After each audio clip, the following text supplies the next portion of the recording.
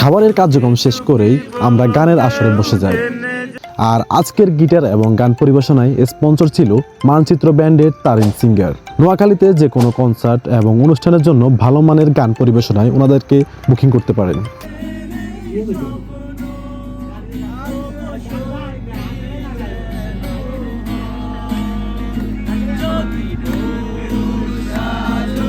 Oh